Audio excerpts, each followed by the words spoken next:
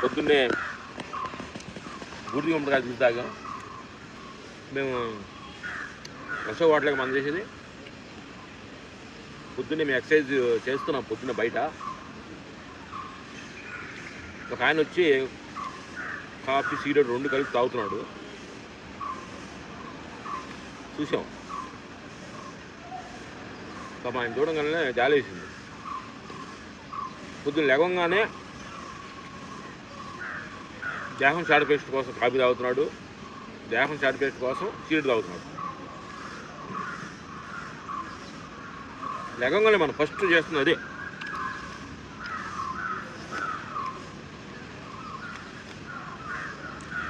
Twenty 4 hours దీన్ని satisfaction చేయాలని దీనికి కావాలన్నప్పుడు తాపించి, కావాలన్నప్పుడు తినిపించి, కావాలన్నప్పుడు కావాలని అన్ని తినిపించి చేపించింది. ఇంత ప్రేమగా చూసుకుంటూ ఇంత ప్రేమగా చూసినా ఒకరోజు ఒక టైంలో అది రుగుమొత్తులకు దేహం వికెట్ అవ్వడం కోసం రెడీ అయినప్పుడు పొద్దున్న లేచి నీకు టిఫిన్ తాపించాను, టీరెట్ తాపించాను, ముందు తాపించాను, బిర్యానీ పెట్టాను, ఆటోస్ వేసాను, నగలేసాను, మంచి ఇల్లు కొన్నాను, మళ్ళీ ఇల్లు కట్టించాను, నిన్ను మంచిగా చూసుకున్నాను, నన్ను చాలామంది పొగుడుతున్నారు, ఇప్పుడు ఎట్ట వెళ్తామని అడుగుతున్నాడు. అందరు నచ్చి వెళ్తుంటే నేను కారులో తిప్పాను, అందరూ బస్సులు వెళ్తాను నేను ప్లేట్లు వెళ్ళాను, అందరూ ఆర్నర్ కాసండి నేను బిజినెస్ కాల్ తీసుకెళ్ళాను, అందరూ నార్మల్ రూమ్ అంటే నేను షూట్ రూమ్లో ఉన్నాను.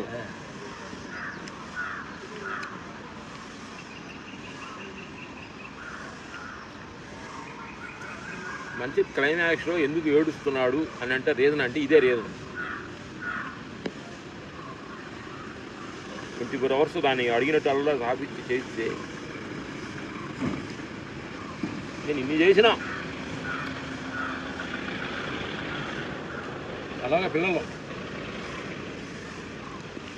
జాకవర్సిన ఇది పిల్లలు నేను చదివిచ్చాను, నేను ఉద్యోగం ఇచ్చాను, ఇప్పుడు ముద్దిగేడిగాను వాడు సట్లు వేసాను, వాడు ఏడ్చినప్పుడు ఎత్తుకున్నాను, అన్నం పెట్టాను, కారు ఇచ్చాను. కానీ వాడు భారీ రాగల్లా నన్ను పట్టుకోకుండా వేరే కాపురం పెట్టి వెళ్ళిపోతున్నాడు ఏంటి అని బాధ వస్తుంది.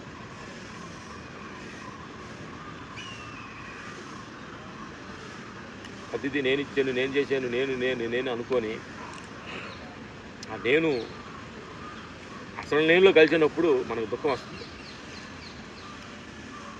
మిత్రులారా, అనిత్యమైన నేను నిత్యమైన నేనుకి అనంతమైన నేనులో కలుపుతుంది. మీరు గుర్తు చేసుకోండి, అంత శాశ్వతమే, అంత అనిత్యమే. ఇక దేని మీద ఫోకస్ చేయొద్దు. సరే మేము పప్పులు తింటున్నాము, క్యారెట్ జ్యూస్, బూడిద గుమ్మడికాయ జ్యూస్ తాగుతున్నాం, ఉన్నాము, బూడిద గుమ్మడికాయ జ్యూస్ తాగాం, అందుకని చెప్పి మేము ఉంటామని అనుకోవద్దు. పోవటం ఖాయం. కోనకాడానికి సర్దార్గా గబ్బర్ సింగ్లు అంటాడులే, ఎవడు వచ్చినా సావటం ఖాయం. మీరు విలన్ కోసం చేస్తారా, మీరు వెళ్తారా అనే ఒక డైలాగ్ ఉంది. అట్నే ఏమి తిన్నా స్ఫోటం ఖాయం.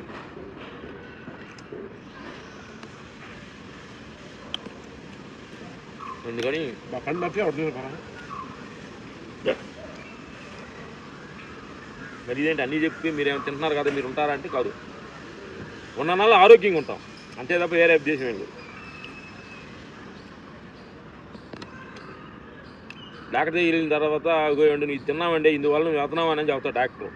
ఓహో డాక్టర్ ఏం చెప్తారు, నువ్వు సిగరెట్ తాగావు, లెన్స్ పాడైంది, అందువల్ల నువ్వు పోతున్నావు, నువ్వు ముందు తాగావు దీనివల్ల పోతున్నావు అన్నప్పుడు దానివల్ల నేను దెబ్బతిన్నానా అని ఫీల్ రాకుండా ఉండటానికి కోసం ఇది తింటున్నాను అంతే తప్ప అందరూ పోవడం ఖాయం. Okay, thank you, bye bye. బాగా చెట్టని పడింది చూడు.